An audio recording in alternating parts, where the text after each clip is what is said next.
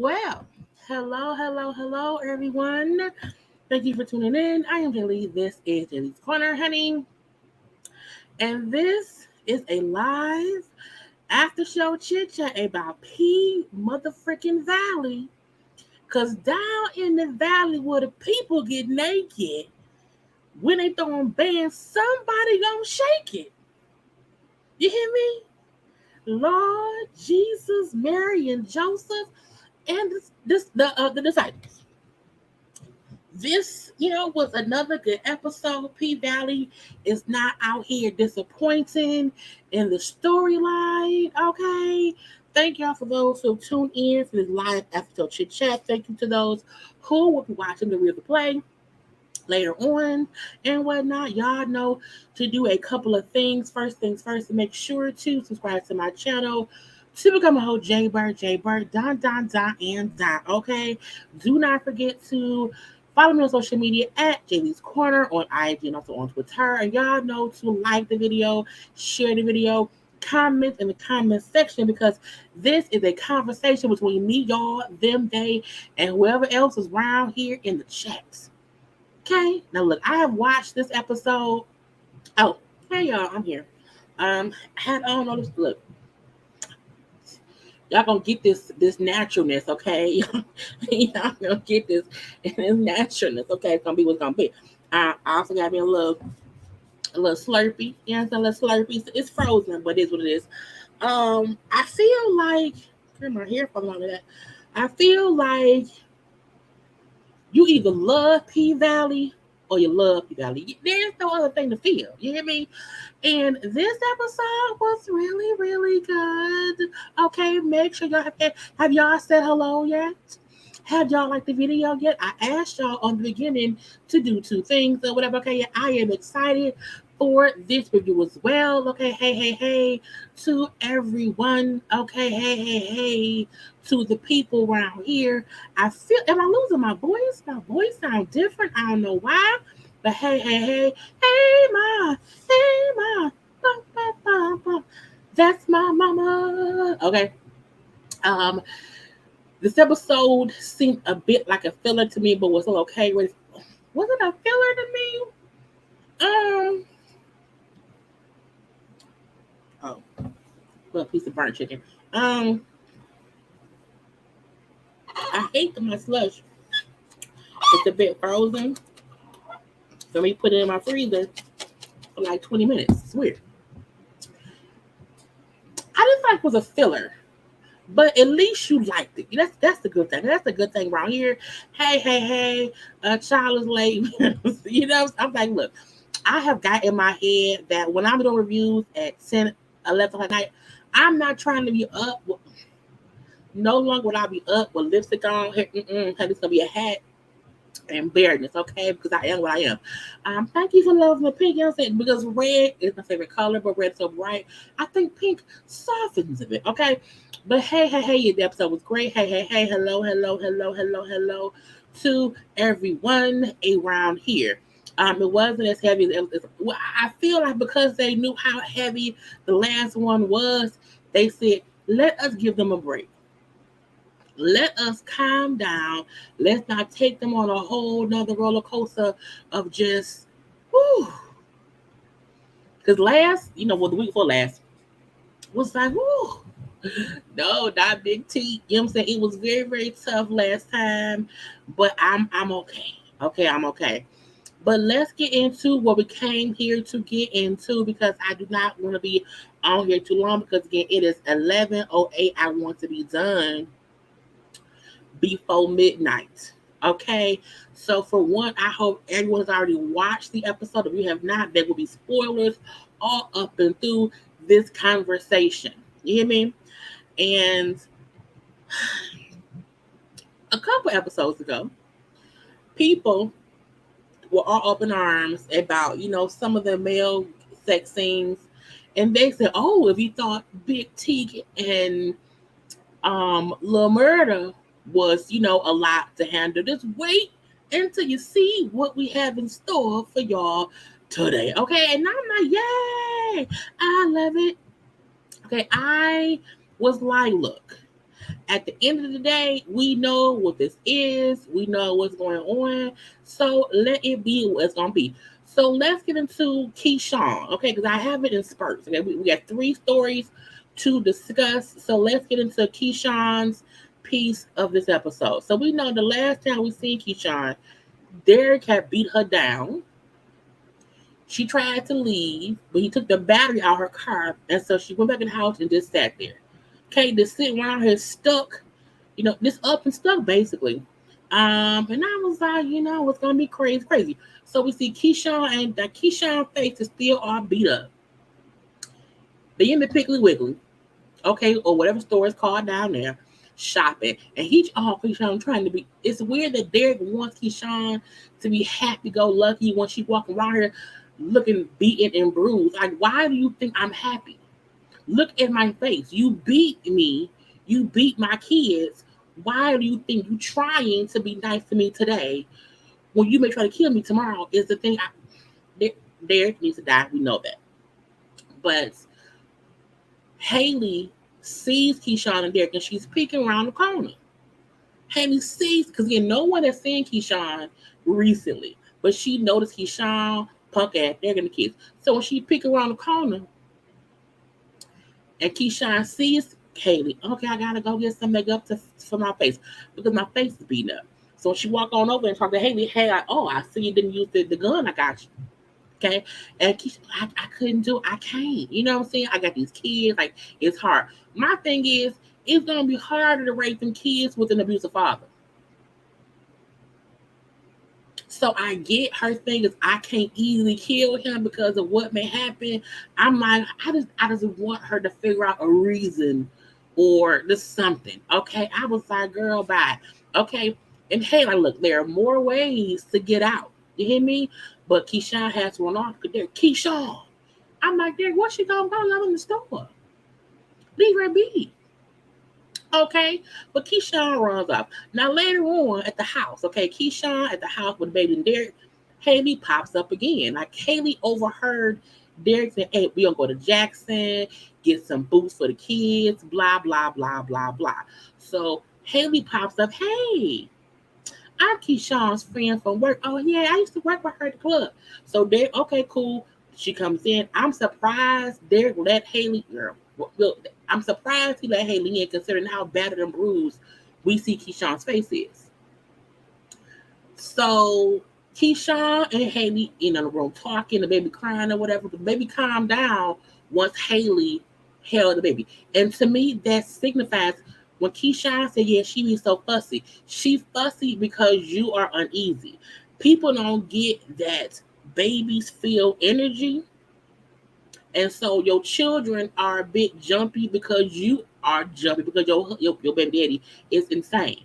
So they feel Keyshawn's negative vibes from Derek. They feel that from Keyshawn. So to me, the baby not crying while being held by Haley is a representation of sometimes babies should need to be around somebody who not worried about the situation. Because the minute Haley held the baby stopped crying. It was cool, calm, and collected. Okay, so that's what that is. Now, anyway, as she's holding her baby, and the baby's all calm and cool, and she's like, hey, I'm gonna tell you a story, Sean. A little girl named Haley belonged to no one, was wandering alone, didn't have no home, no family, whatever, looking for shelter in a storm. Okay, but then the baby fell out of the sky. And everything with Haley was great because now she had a family. Because it's Haley and her baby. Okay, she would do anything to protect her family. And if you notice, it was the scene was amazing because of how they were looking at each other. Haley really a woman telling someone a story. It's a fairy tale, and Keyshawn being kind of mesmerized, listening to Haley talk. Okay, again, baby got here, happy go lucky. Then Haley met a man. No, then Haley met the hunter who built her a 3-story McMansion, kept her dressed in the finest things, East Saint Laurent. She thought she had everything she wanted in this hunter that she met, okay? But one night she saw his teeth were knives, his eyes was hungry, his ears tuned to her truth of her lies. Meaning I can't even lie to him to protect myself because he can hear it. He's the hunter. He's the wolf. He's going to kill me, okay? And so she's like, so she was trapped. A woman who had nothing, given all these things by a man who now has her trapped, and what she thought was her fairy tale is actually her prison. But one thing Haley caught in this trap was a plastic bag full of her tears. And one day she let all of them out and flooded the forest because she could swim. But her child couldn't swim. Okay? Her child could not swim. Her tears drowned her baby because she waited too late. And when Keyshawn said, Haley, what you talking about? I said, bitch, that what, girl? Keyshawn, keep up, my baby. Keyshawn not getting what Haley was saying was Haley too stayed too long with a man who was abusing her, and it cost her baby's life. Because while trying to escape that man too late, her child ended up drowning. The same way Keyshawn is around here being beat, and we had it looked like a fresh bruise on Keyshawn's face, big bruise. Keyshawn is also stuck. She's also trapped, and she's trapped with 2 kids. And Haley's point was, it's getting worse because if y'all remember in season 1, he would beat her, but it would never really be this bad. She would have little bruises here and there that she could easily cover up or blame on falling or whatever it was.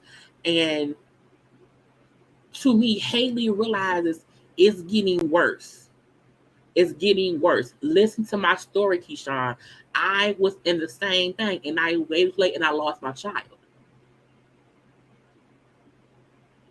And when I watched these shows, because I watched this episode 3 times. I watched it once last night. I watched it once earlier today to get my screenshots, and I watched it once when it came on so I could know, okay, so I'll come on the live.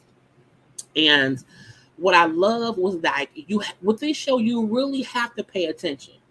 Because if you don't pay attention, you miss a lot of shit. You will miss how Haley knew where to go to buy something to come by the house. You will miss the whole point of Haley's story if you weren't listening. Because it seemed like, Haley just talking shit. No, she really was saying the exact same thing that Keyshawn going through is what she went through. The difference is it's getting worse and worse and worse for Keyshawn, who knows she needs to leave, but just kind of can't, and she won't, and that's the bad part. And so again, Haley's point saying, I had a bag full of my tears, but I was too late letting the thing drown him. I ended up drowning my baby. I waited too late. And then she said, Haley, what do you mean? And she said, look, she gave her the bag. Here, take this bag. And the bag was a track phone, a cell phone. So we know Derek has her phone tracked. He's tracking her movement. He's tracking her phone calls and all of that. And Haley knows that. So Haley was smart enough to get her a phone that he can't track. look up Haley Colton. You hear me? And call me when you are ready to learn how to swim. I said, come on now, Haley. People don't like Haley, but I do. Because Haley, she isn't a bad person. She isn't. Yes, she wants to sell the paint because she has the reason to stay, because she didn't want to be in the first place. But Haley being the only one to check on to check on Keyshawn, because mostly everybody else is upset because she put a gun on Diamond, is kind of thing about people only want to support to his family until you do something they don't agree with, and they kind of push you off. And Keyshawn over here, damn here being beat to death, and kind of no one cares. You know what I'm saying? Yeah, I agree. Both Haley and Keyshawn tell good stories. Because even Keyshawn talking to her daughter in episode maybe 2 or 3 was great as well. Yeah, and Haley is a survivor. People don't like Haley because she came in mysterious, and because she's the only one who wants to sell the paint, and they think, oh, you can't do that. It's like, yeah, but she's smart, and she's trying. Technically, Haley came in with some bullshit, yeah, but Haley also has helped everyone around here, and they still talk about her and treat her as if she's nothing, and that's the bad part. And she's really trying to be helpful, if you think about it, because she's the same one who gave Keyshawn her gun in season 1 because she seen Keyshawn was being beat by her baby daddy. So when she did not even really know Keyshawn, she still like, hey, take my gun. It's a gun in my locker. Go get it if you need it. And she has that.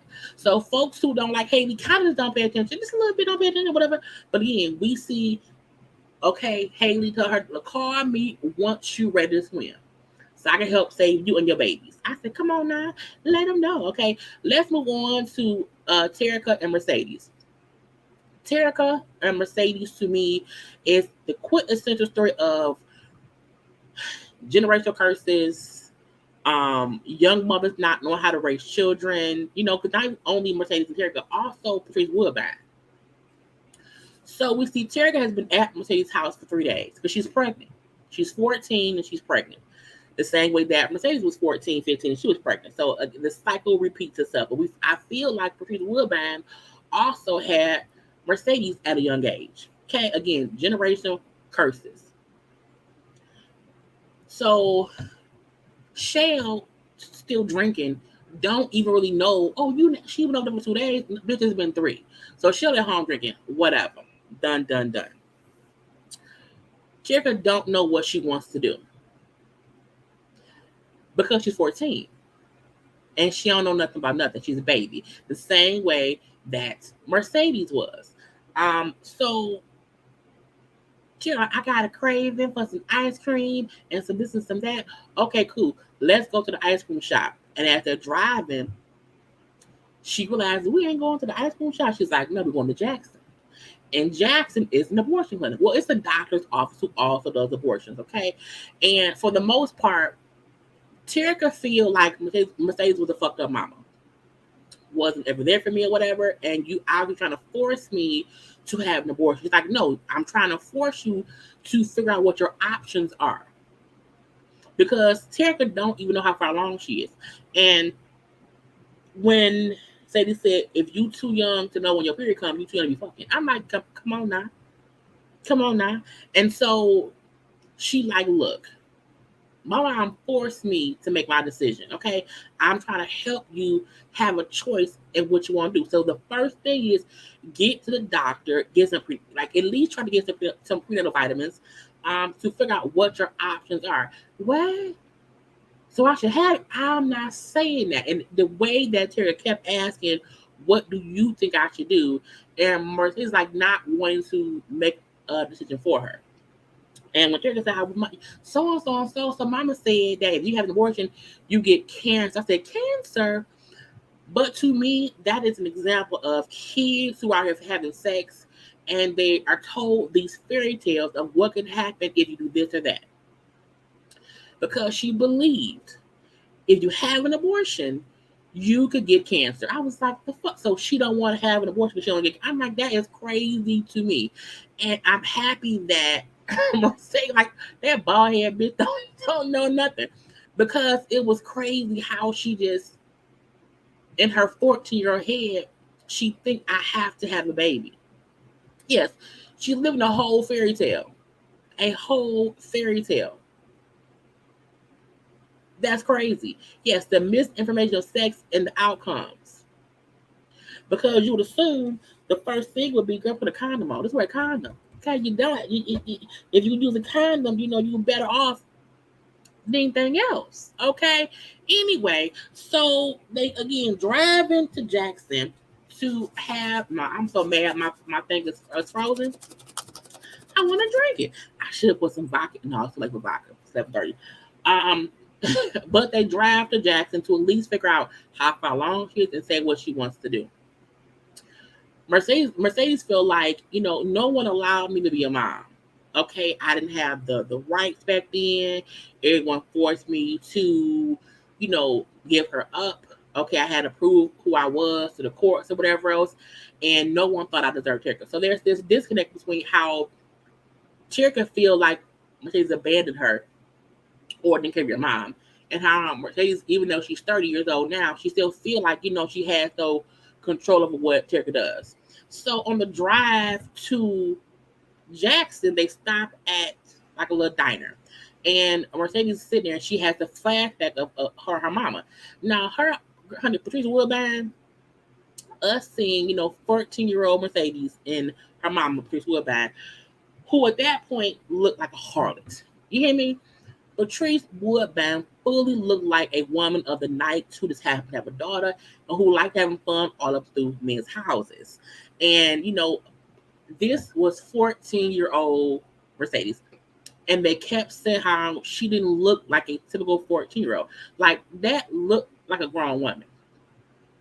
So I like the fact how they showed us this is why people didn't know how old she was, because she didn't look like a kid. She did look, and she was built kind of like, you know what I'm saying? Someone 18 or over. Compared to how Terica looked like a teenager. So then it's diner back in there, whatever, and Patrice don't have no money to pay for food. And it's the older man looking at Mercedes, 14-year-old Mercedes, okay? And Patrice notices it and then say, I don't have enough money, Mercedes. So why don't you go do what you do? Meaning, and it's proof to us, Patrice used to allow Mercedes to use her body to get things from men to pay for their stuff. Okay, because even her asking where we gonna stay tonight. Oh, I have a friend who gonna let us sleep on their couch. So you have grown your child, your teenage child around grown men who you don't know. You're nasty. You're nasty. And even the conversation between the two, it wasn't that of a mom and a 14-year-old child. Because what mom asked a 14-year-old child, hey, go do what you do, to that grown man sitting over there. Okay? And I was like, oh, the thing was so mad. And when Sadie's put out her, no, I gotta do that. I got some money. She has some money in her wallet that Cortez gave her. But it was also a condom in there, was pissed off Patrice. Patrice proceeded to get up and beat, not whoop, not chastise. She fought and beat up her daughter in the diner. Yes, she was mad because she was not benefiting from what her daughter was getting. Who that money from? What you doing? Ain't no more Cortez. And it was horrible because she was beating her up. Went from asking her, hey, use what you got to get what I want from that old man over there, to beating her up. I mean, swinging, beating her up where she's on the floor of the restaurant. Like, Ma, stop. You know what I'm saying? I'm like, that is proof and an example of why Patrice and Sadie's don't get along now. Because you can fully tell Patrice wants to act like she wasn't this mama. And this is why Mercedes don't want to really rock with her. That was crazy. Insane, okay? So we see that flashback and we kind of see When Mercedes gets upset, she kind of acts like her mama. If switch flicks and she's pissed off and she's a bit mean, like her mama was. Okay. So again, they driving down to Jackson. Okay. It's back to, Terica and Sadie's.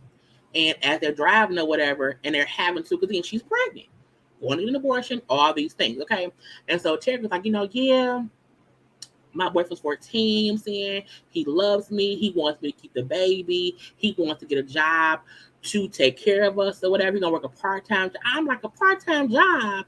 And Sadie's is like, you don't even get how expensive a child, you can't raise a kid at 14 with a part-time job. But Terica is just that immature in the mind. But she thinks she's right. Like, she thinks I can have a baby with a part-time job, my 14-year-old boyfriend, and that's it. And she's like, boys will promise you all kind of stuff. Okay, they will make you all the promises in the world, but they don't give it to you. Your father promised me stuff too, and we found out I was pregnant too. All that went out the window. So, two things was happening. Mercedes was fully putting her. Mercedes did not have love growing up. Patrice Woodbine did not show her love, and Cortez abandoned her when she was pregnant. So that's what she know. Terica, as a 14-year-old child, feels like got smart and said, you know what, you just don't know love. No one loves you. Okay. And not on that, you jealous of me because someone loves me and no one loves you. I said, oh Lord Jesus. And when she said that, Mercedes slapped her in the mouth. And I'm like, oh, don't slap. And it was reminiscent of the scene of Patrice Woodbine jumping on Mercedes. And when she's upset, she flips like her mama. And you can tell she noticed it and regretted it, but could not move. And when Terica then said, when I'm a mama and I have my baby, I would never, hit my child. And she said, I said the same thing because she went through the same thing. But I think she realized I did too much. I should have done that, and it's crazy. But to me, it was showing generational curses because the same thing that Mercedes went through with her mama is what she's going through with Terica. She's trying to control the situation, and you can't really do that. And she can be upset because Terica's she's being rude as a child.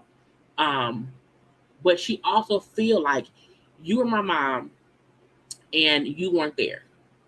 Shell raised me, and I now feel like Shell gets drunk to forget I exist. So I feel like, she's like, I feel like you wanted to abort me because you take me to an abortion clinic, and Shell drinks to forget me. So I don't want my child to feel that. But she's still coming from a teenage mindset, not getting the fact that your mama only 30 now.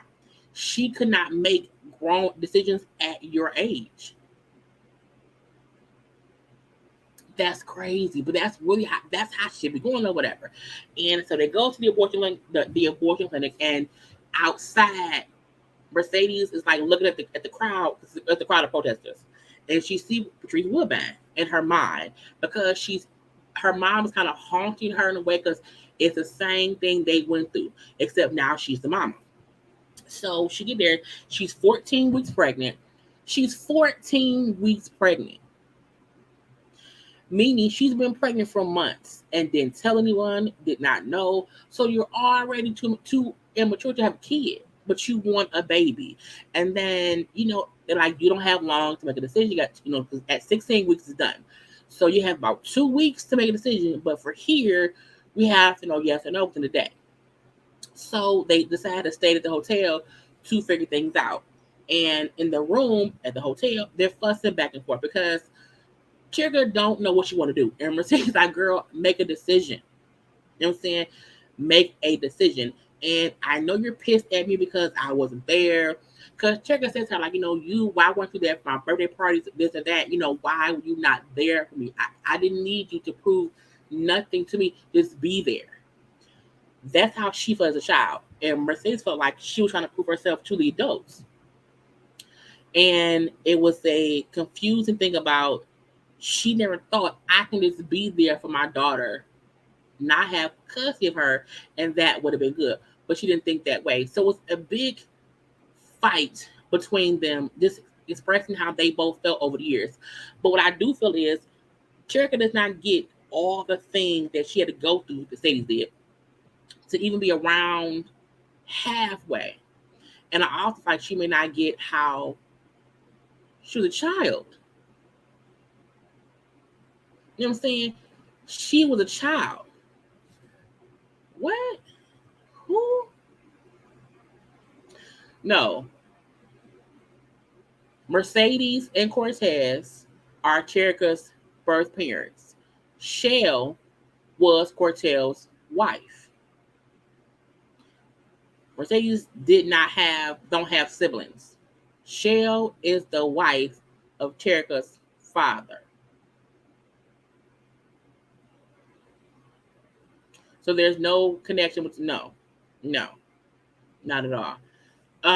However, Cherika is just still thinking from a child's place, and it's hard for Mercedes to explain things to her because she probably does not want to hurt her, but you may need to. Okay, so at the end of the day, I love that she told her child, "Look, my mom forced me to have you.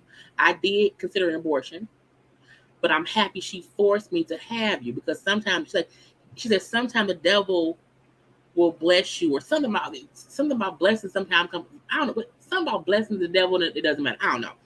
But the fact that she's like, I'm giving you a choice. I never had a choice. I was forced to have you and then forced to give you up. No one gave me any choice. So I'm trying to ask you, what do you want to do? Not what I want you to do, not what he wants you to do. Now, what do you want to? Is your decision, okay? Period. So they both get to a point that when they have to make up for lost time, and I love that. I love that Mercedes did not want to make the decision for her, and you can tell that she was mad and wanting to go in harder, but she kept stopping herself. But that slap, that slap was like, girl, stop playing with me. But what I love is the next day, she's like, look, it's your decision. You know what I'm saying? If you want to go home or have the abortion, she gives her the car keys so you can drive either back to Chucalissa or to the abortion place. It's your choice, but I'm with you either way. And I'm happy she decided to drive to the abortion clinic. Okay. And she has the abortion, and then we then see her not relaxing, recuperating at her mama house. Her mama being Mercedes, and seeing them be able to have a fresh start, seeing how mother daughter in this new bond was cute. It ain't gonna be easy. It ain't gonna be easy. And then when Patrice come on the screen, her little commercial, and it's like, don't worry about her. Like, she don't have no power over us, okay? And then Peggy say, do you think I'm going to go to hell? I'm burning hell? And she said, if you do, I'll be right there with you. It was just cute seeing even her calling her mama, because she used to call her Sadie's. And she's like, mama. And you seen her smile at her calling her mama. She's like, yeah, baby. It was just cute. Right. I loved how she handled it in a way to where she knew she just knew she could not be the one to make that decision. That was amazing. Right. No one ever asked her what she wanted. And no one probably asked Mercedes either. So I love how the whole story came together from start to finish. Even the fact that her whole point was, I'm taking you somewhere that gives you options. That's all it's about. It's about options. You do not have to have an abortion, but you also don't have to have a baby. Now, we know these days that will be a different conversation because of the laws that are stupidly changing. But I love how this part played out. Okay, so it was cool. And now that they have a better understanding, it'll be harder for Shell to attempt to keep her away from her mama. I think before, Shell knew Cherika felt some kind of way about Mercedes. So She was able to hold on to her more. And now I think Erica and Sadie have a closer bond. So with Shell being a dang on alcoholic right now, the best place for her is with her mama for right now. Okay. Now let's move into what the rest of the show is about. First, like the video. Like it because I have to take a sip of water.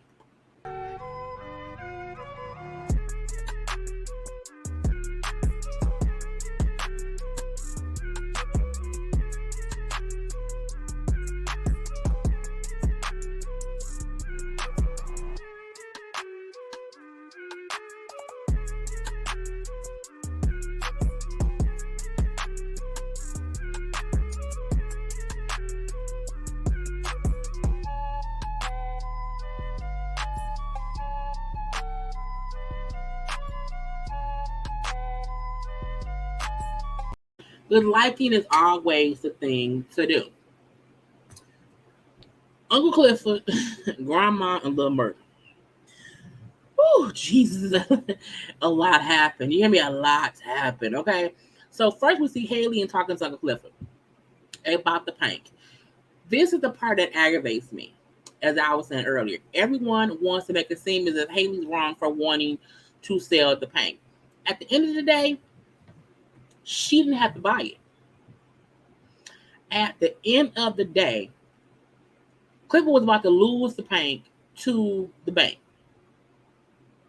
Haley had hundreds of thousands of dollars she could have left with. But no, she knew the paint was worth more than anything else, and she came in and bought it to get them all some money.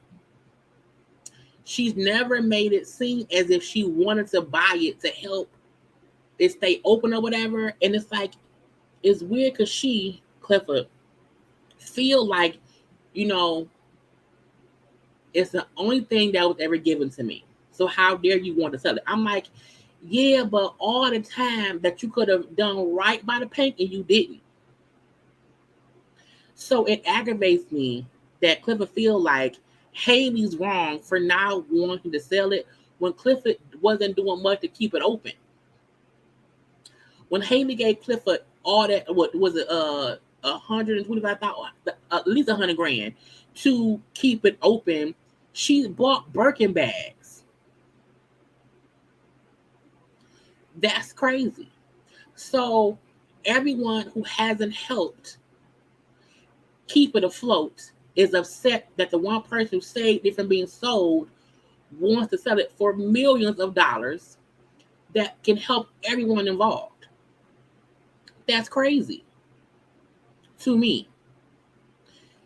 That you want to make Haley out to be the villain because you squandered away money that could have kept it afloat, and before she got there, you was already in debt. So it pisses me off that folks don't like Haley for that reason. I'm looking like Haley came back, was paying Mercedes money, and she was getting money from the little check cashing things. She gave Keyshawn a gun to hopefully kill Derek. When she could have left with that money and let Montavious kill Sadie, she came back. When the paint was going to be sold to the bank and everyone would have lost their jobs and would have got nothing, she came in, spent money that she did not owe anyone there to keep it open. Then she did not have to, but she partnered with Clifford to make her also a part owner. And all because she knew they're going to want to buy this place and it's worth millions. It's a good investment because no one before me was out here trying to save it. So she helped everyone involved. Truthfully, if you think about it. She helped everyone, even gave Mercedes money to get her gym after the fact. So the fact that everyone don't like that lady is crazy to me. Yes, She had lost the paint. Clifford had lost the paint, period. So you can't be pissed at her because she wants to sell it. My issue was that she would have done it behind her back, and hey, well, I don't think that's true. Haley never. This is the thing. This is the thing. Haley doesn't have to explain what she's doing because she owns it. What she's doing actually makes sense. I don't think at any point that she was trying to do it behind Clifford's back at all. I think she was waiting for COVID to end to figure out what to do. But people keep assuming she's trying to sneak and sell it. And I don't think she's not sneaking and doing shit. Truthfully, she isn't.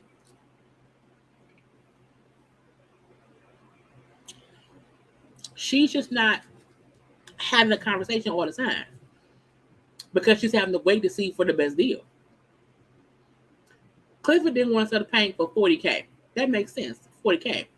They're offering millions now. Y'all having script and save to get stuff fixed now. Y'all can't afford to fix shit now. That's crazy. She's a life-skinned heifer. Haley made a lot of sense this episode, but reading my she has, to me, she's always made sense, but she's also been very mysterious. But I don't think she ever made her intentions anything other than I'm here to make my money. Because if she didn't buy it and it was sold, what would they have?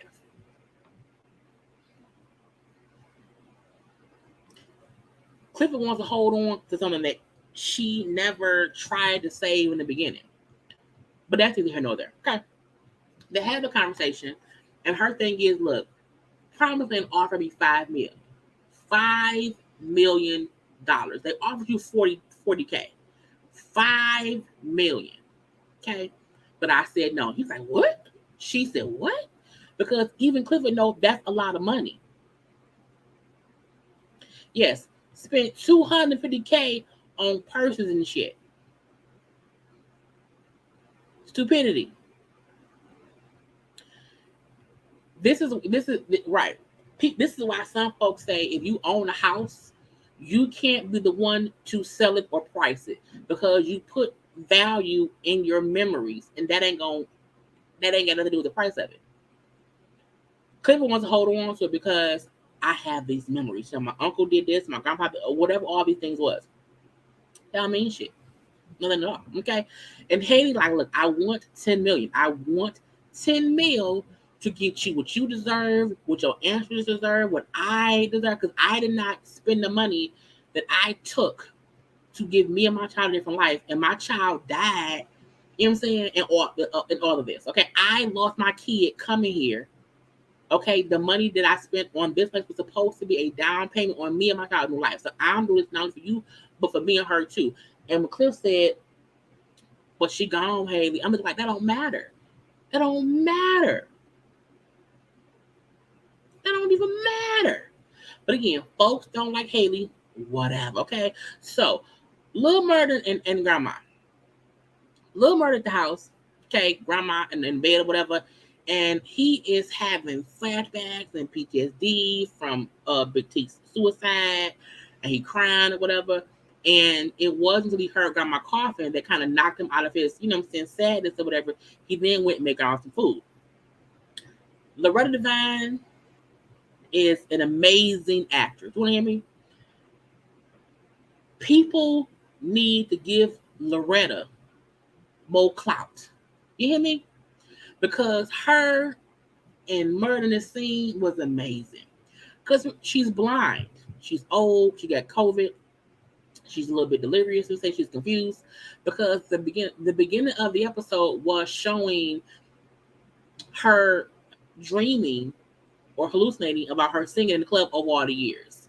We see Uncle Cliff as a kid, 3 years old, with a purse, him and his mama. So She's hallucinating all these things. She also sees her dead daughter. She's seeing death. She's seeing death. Okay. When he walked in, she's like, "Oh, I can't get nothing from dead people. I can't do that." And is that you, Luther? I'm like, Luther Vandross, ain't he dead? Okay. But she loves little Murda. Okay, love all that stuff. If you keep clicking like that, an old bitch gonna want you to stay around. Talking about Clifford. So again, her saying to him, "I can't take nothing from dead people. I can't do that." He looking like, "What? I ain't got just a smell. I can smell death. I smelled it on you the night you got here. All that blood." And he looking like, because she blind. So how did you know I had blood on me? Even me walking in the room, because she can't see who it is. Oh, yeah, Isaac. Sorry, same. They both did. It's okay. Look, it was a dead person. That's all that matters. Anyway, but again, him walking in the room, and she can't see who it is, but because she can smell death, she assumes it's something from that. Okay, I was like, ooh, play this scene amazingly well. And she was lucid and saying these things to him. I smell death. I'm like, oh, Lord Jesus Christ, don't want her to die, Lord Jesus, okay? But he looking like, damn, how she did it, and she blind. How can she see that? It was crazy to me. But y'all know they said when some folk about to leave here, they, things happen. So we see that thing happen. Fine. We see Lil Murda talking to Clifford. Okay. And y'all know Clifford go by she. And I'm trying my damnedest to not say he. And I want y'all to also try to not say he. Because Clifford goes by she. So Cliff and Murda talk in the kitchen. They discuss how Haley said that people want to offer five meal and he didn't take it or whatever. Honey, and when Clifford came up in the house and said, little homicide, not little homicide, and when discussing the 5 meal and how Murda said, oh, that'll be 1.3. Our little calculator. It's funny how there are these this is cute. This is cute. And the thing about the thing of Clifford, remember how Murda said, he would take money over love. Not everything. I've learned things or whatever. It's like they both are changing how they thought beforehand because they love each other. Okay. And it was cute. So we then have a scene of them, even when Clifford asked, how you feeling, after whatever. I heard you on the couch that night crying sleep. Man, you ain't hear nothing. Because he's not ready to talk about Big T's suicide. So when Clifford go upstairs to find something for Murda to wear, because he's still there, ain't went nowhere, and he come upstairs or whatever, he see Clifford's room, he see, what's all in there, whatever, and he's asking like, okay, so have you always, what I'm saying, been like this? Like, what you mean? Because he saw the purse that she had when she was 3, and just the clothes, like it was just different. And I love how Clifford said, like, I've always been me. Like, I'm Uncle Clifford. Who are you? What are you? He said, I'm, what the world won't let me be. And the great part that I think about this scene is it felt like for the first time Murda was seeing someone different and having to ask questions while also still dealing with losing the only other person he kind of loved in Big T. So it's a lot of emotion going on around here. Right. They called her Uncle Clifford as a child. 3 years old, walking around with a Gucci purse. Okay. So Clifford has always been Clifford. And Murda is trying to figure out how to be freely himself. Because I don't think Murda wants to be how Uncle Clifford is. But he do want to be freely open to be with Clifford without anyone like judging him. And so they talk about how Murda wasn't ready to be with Clifford. And that's why at the end of last season, they fell out. And when Clifford brought up how, I'm able to be me because I shine so bright. But people don't get how lonely it is to shine this bright, because not everyone understands who you are. And he was like, she said, that's why I understood why you did what you did, because you weren't ready to be in that spotlight. And Murph, like, the men I've dealt with have always been like me. We've always been able to pass. And like, well, you can't pass with me. So the fact that we know Murda been with guys like Teak, who you wouldn't know was gay from the outside looking in, because people assume that gay folks look some kind of way, not knowing gay folks be all kind of ways. There is no gay look, but some men who aren't comfortable being gay will try their best to not seem gay. You know what I'm saying? And his point was, so I've always been with men, but ones who was like me, and we could pass. And Cliff like, well, that ain't me. You can't be with me and not be with me. I can't be no secrets. And it's like they're both having a conversation about what they could be without having a part, without saying what they could be. Okay, right? Trade the Christmas past. It was cute seeing this conversation. So we see Grandma getting worse. Okay, Grandma getting worse around here. Okay, so she done left the damn house and ran out to the river to try to. We're just out here fooling. Okay, and they chase behind her and they catch her. And she at the little waterfront or whatever. I gotta get in the water. I gotta get the Beulah. They're like, who the fuck is Beulah? Cliff say, that's my mama, who's dead. Okay, so Clifford know, okay, Grandma up and hallucinate about dead folk and whatever. And if you can't get me in the water, bring the water to me. Grandma know. And Cliff, more like, all right, hold on. He takes her bonnet and wets it in the water and comes. He squeezes the water on her face. Ooh. And she kind of calmed down. Then she was like, oh. I say, no, she dead. Jesus, take a pulse. No, my God, no, let her die. Okay, but she just passed out because Grandma old. She's sick. She got diabetes. She got COVID. She blind. So it's like all these things is just not looking good for Grandma Ernestine. You hear me? And Clifford is panicking. You hear me? And so let's get back to the house.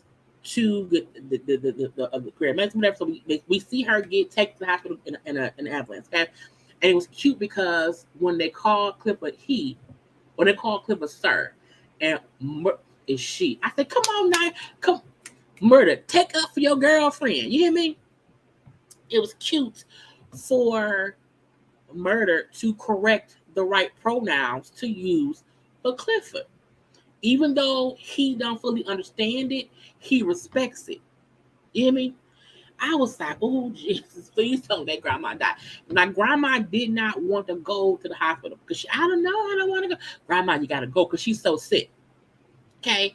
And you see how hard it is for Clifford to allow her to leave in the ambulance, okay, to leave the house. And it was just, I'm like, oh, God, Jesus, okay? And I was like, thank God Murda is there, because at least Clifford not by herself. Okay, Clifford in the shower, crying, distraught, because Grandma Ernestine is in the hospital, she's crying, or whatever, and she come out and Murda is out there dressed in it was a boa, some purple pants. It was dressed in Clifford's clothes, trying to cheer her up, because earlier they joked we were talking about Cisco, and he was acting like he didn't know who Cisco was. So he now danced to the thong song to make Clifford. I was like, bitch, is that Cisco? I'm like, if Murda is out here in a thong. So he had a thong on, but the thong was on over some pants. So they laughing, dancing around, because again, trying to make Clifford feel, but it was hilarious to me. You hear me? I was like, ooh. It's funny. But Clifford is then sad. Okay, the laughing turned to crying. They in the bed together now, and oh boy, ooh, I said, look.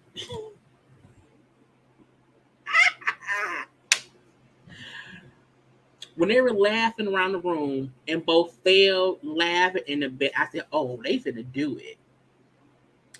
They gonna do it. Because Clifford was saying, like, this is my room, my sanctuary. You said, not me folks can get up in here.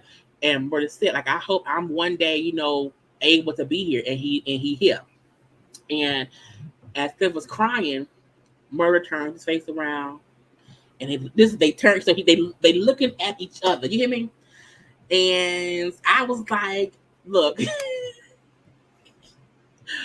I was like, no. Yes, I was so excited. I was like, oh, yes, no, what? I was shocked. I was entertained. Yes, when I heard Kit, love me, I want to be with you, I was like, no, yes. Okay, look, they start kissing, and what I felt was they wasn't in no car humping around. They wasn't in no club humping around. You know what I'm saying? It was a loving scene between two loving people. Yes, it was a very intimate love-making scene. They weren't fucking. They weren't fucking at all. You get me? And when they was kissing, honey, and taking clothes off, honey, and and the simulation of somebody jacking, because I felt like they was doing this or whatever.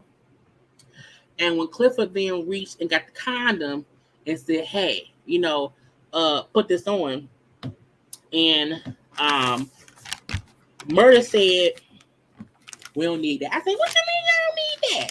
What you mean y'all do need some condoms, okay?" And Murda was like, she's like, "You sure? Like, are you okay? Like, are you like negative? Okay, meaning are you don't have any STDs?" I'm good, because we do know that when we seen Murda, have sex with Teak, they use a condom. So it seemed like when Murda do have sex with men, he protects himself. Okay, and then Murda said, "Because I want to feel you inside me." I said, "Oh, what? What?" I was so look. We don't get to see many love making scenes between men. We just don't. And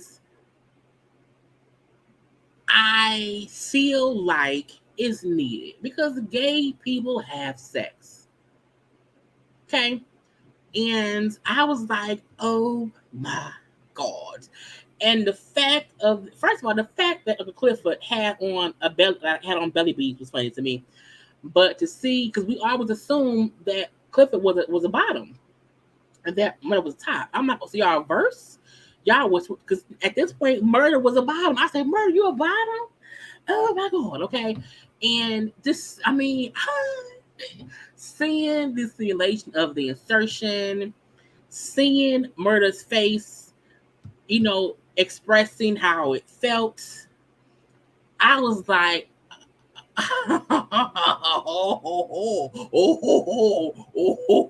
it was amazing television, because again, it wasn't a real sex scene. We do know there was no real sex that happened this day, but the simulation of it was amazing. You hear me? And yeah, he does it all. Murda does it all. Okay. Uh, reverse, crisscross. Everybody clap your hands. And how low is you gonna go? Low on this bed. And we see them, again, Murda's on the bottom, Cliff's on top, and they kissing, right? Missionary. And it was sensual.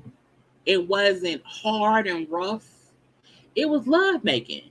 And I think some folks may miss that because it's two gay men. No, it was a missionary love making. It's great acting. Great acting. And you have to trust your acting partner to get this. Because Murda, in real life, the actor is married with kids or whatever.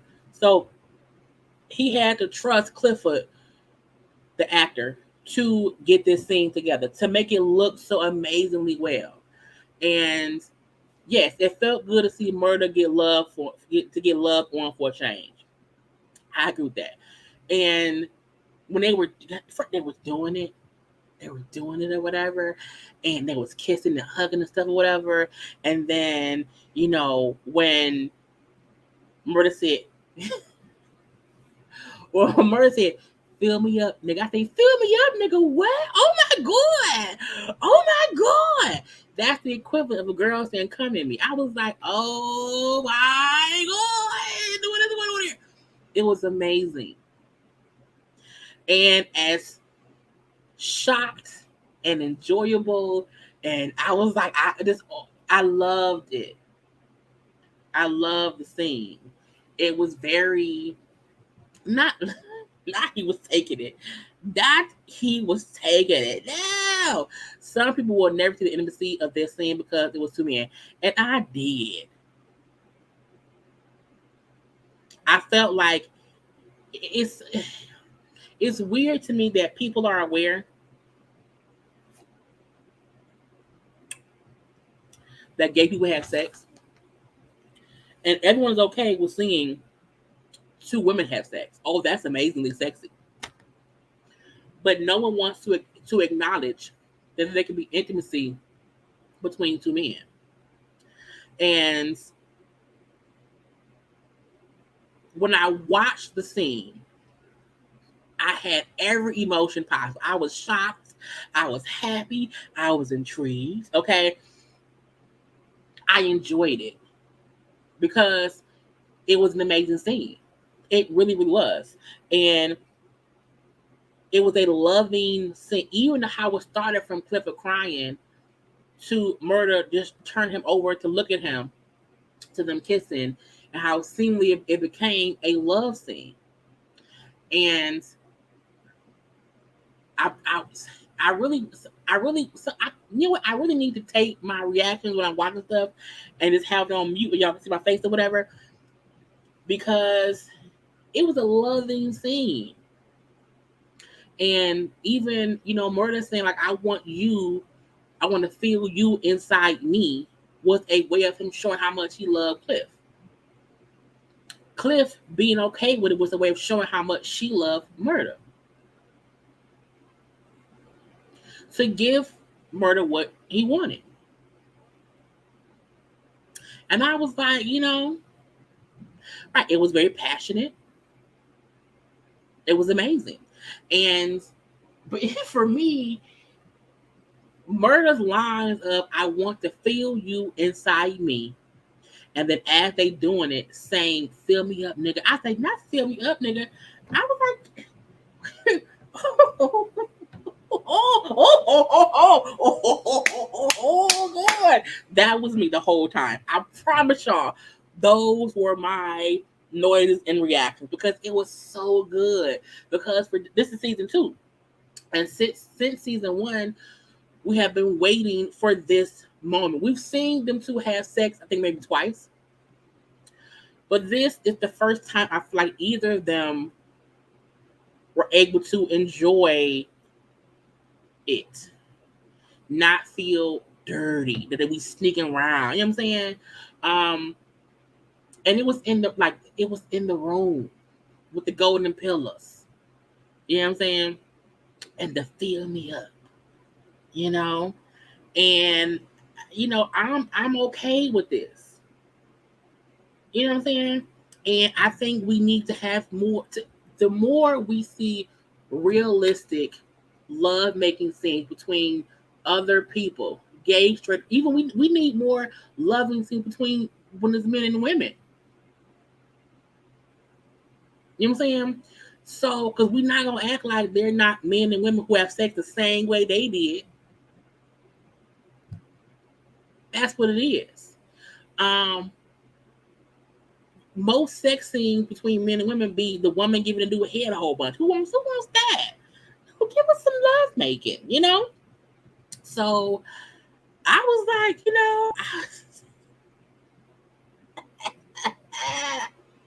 I liked it. I was amazed. I watched this scene 3 times. I didn't fast forward through it. Each time I watched the episode, I fully played it out. Mainly so I didn't really need many notes to come to my live, but because this is a show to where you have to pay attention to the details. This is a show to where if you don't, like when I said, you had to listen to Haley talking to Keyshawn. You had to listen to listen to Haley. You talk to Keyshawn. You had to listen to Haley talking to Kicker. You had to listen to the conversation between Murda and Uncle Clifford.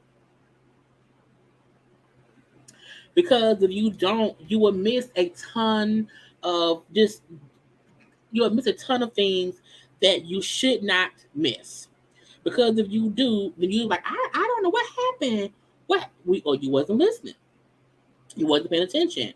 And if you're not paying attention, then that's something to I'm trying to see something, y'all. Um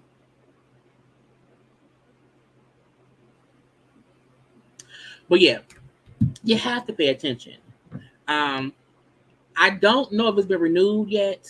I know we have been asking for it to be renewed. If y'all said, I don't know, where have y'all heard it was renewed? Because I was on Twitter just now on their Twitter page, and I couldn't see nothing about P Valley being renewed for a new season. Let me Google it. I don't see nothing that say, you know, I see how they say they're confident they may get a season 3, but I have not seen it be announced that it has. Now it should be. It should fully be renewed for season 3. But I don't think it has officially been renewed yet. I think if anybody should know us, if they cancel P Valley, everyone is gonna probably cancel their Stars membership. Look, look. You cancel too many of our shows. You can't cancel P Valley. This needs to go on for at least 5 seasons. You know what I'm saying? And that's what I feel. I do feel like it'll be renewed because of, you know what I'm saying, we love the show. We love the show, okay? But yeah. By the end of the day, Lil Murda on Clifford had a whole love scene. Fill Me Up Nigga will probably be trending worldwide. You hear me? And the next morning, they're in the bed laying around or whatever.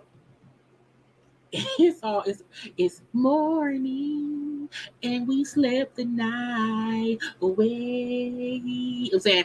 And so they wake up or whatever in each other's arms. And Murda asked her, like, why did you let me in the house that night? And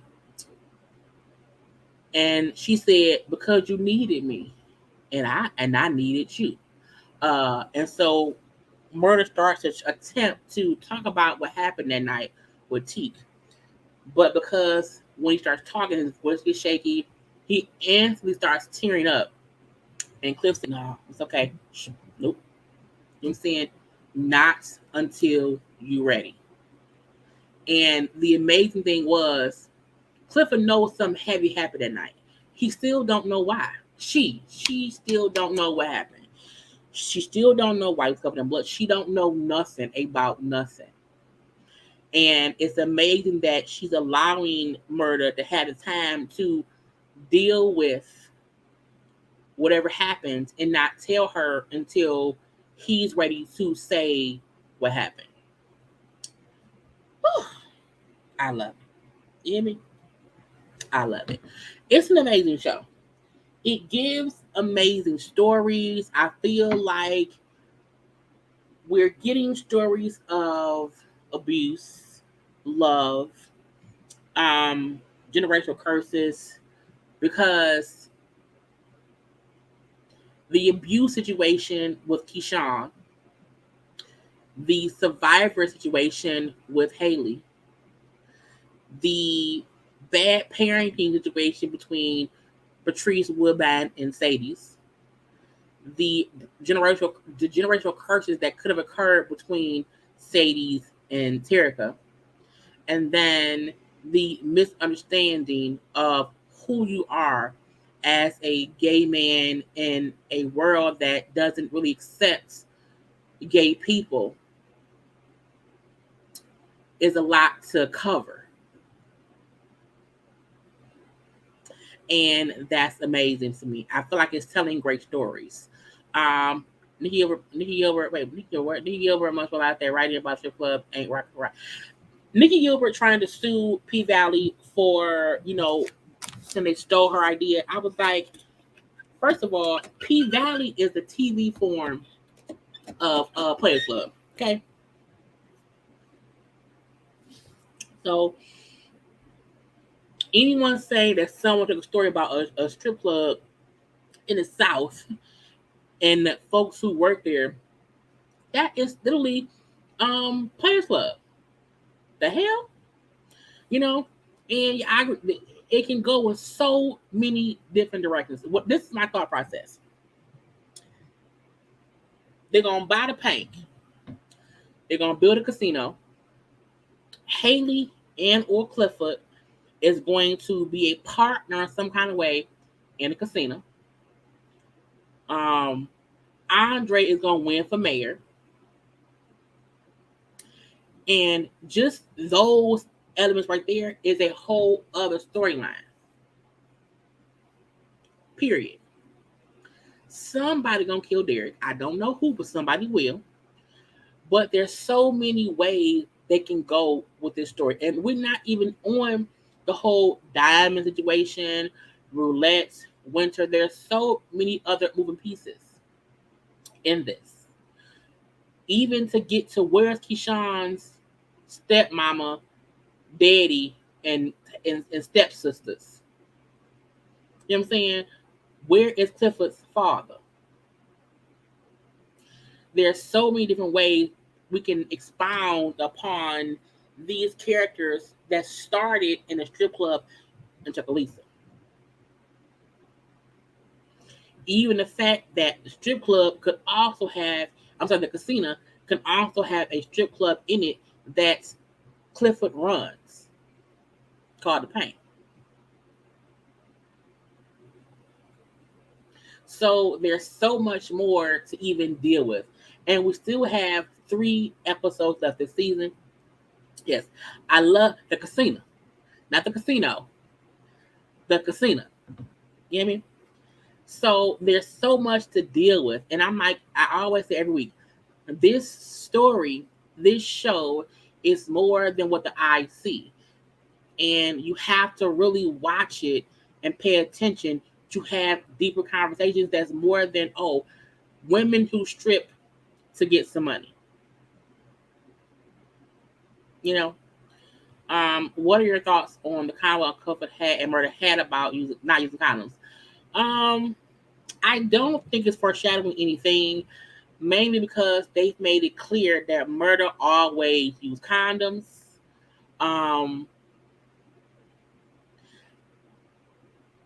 But we don't know what Uncle Clifford been doing. However,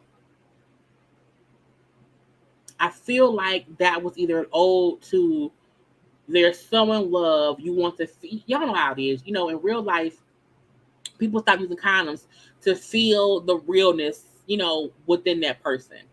I don't want to say that because they happen to be 2 gay men, that's foreshadowing something, because we didn't see Diamond and Big Bone use a condom. You know what I'm saying? We didn't see Haley and Andre use a condom. So I feel like the fact that we've seen them choose to not use one shouldn't make us feel like, okay, they're foreshadowing something bad gonna happen, because they didn't show anyone else using condoms. So I just hope that was their way of showing Murda wanted to show how much he trusted and loved Clifford. Because people who usually wants condoms to be used, that means they usually use condoms. So I don't think it was a foreshadowing at all. I think that was the way of them trying to show how much they wanted to feel each other. So that's what I thought what it was. And in real life, sometimes you will say, "Oh no, that's okay. I don't want you to condom." When you're with someone that you supposedly trust and you hope they're being honest. So even the conversation that the little clip we saw from next week, I don't think that was about either them saying the other one gave them something. It's probably the way I'm saying we out here fucking without no condom. So is you clean? Because I'm always trapped up. But are you? You know what I'm saying? So, but then we'll see what happens next week. But I like the show. Right, and we still have to get more of the Murda story because we don't know where. Right, negative. But yeah, we still don't know much about Murda's life and what he had going on and his family life and any of that. So there's so much to expound upon because even this little bit was a bit of Clifford's backstory of how she's always been accepted as Uncle Clifford. The only person this season who we have not gotten a backstory from is Lil Murda. We got Cheek's backstory. We've got Mercedes' backstory. We got Keyshawn. Like the little bit of us seeing how Patricia Woodbine treated her was a bit of her backstory. So the only one left to get a bit of backstory is Lil Murda. So hopefully we'll get that within the next 3 episodes. But I think we still have to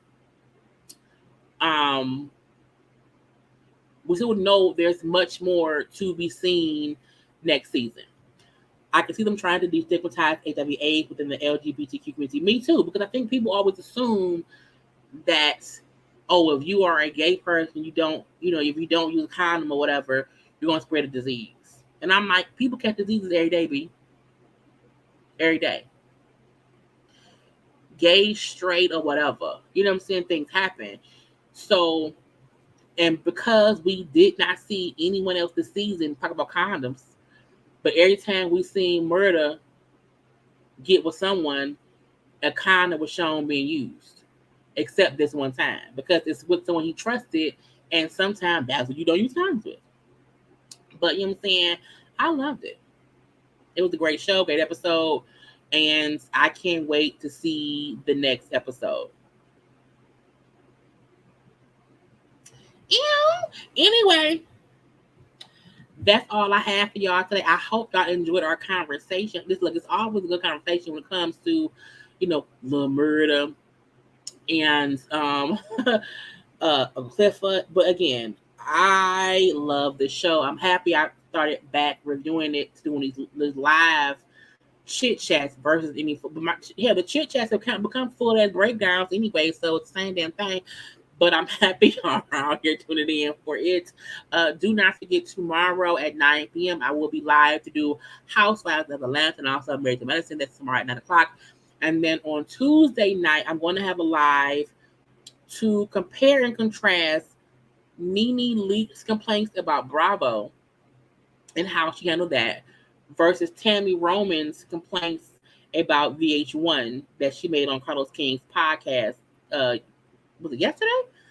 And this compare and contrast situation. So I'm gonna have that on Tuesday, a little open forum conversation about how things have happened for both those ladies who have both been on WTV for years. You hear me? But do not forget to like the video, to comment in the comment section. I hope y'all have fun. I hope y'all had fun. I hope y'all were entertained and stuff. Okay, I try my best to entertain y'all, even with no lipstick. But again, I will talk to y'all tomorrow. Good time had by all. Again, like the video, follow me on social media at JayLeesCorner on IG and on Twitter. Y'all know to subscribe to my channel around here. Okay, because tonight everyone was making life-altering decisions. Everyone was. And we enjoyed it all. Okay, so I will talk to y'all tomorrow. I love you all. Be good, be safe, be blessed. Okay, be amazing. Be safe, be safe, be safe in these streets. You hear me? Gotta go. Love y'all. Bye.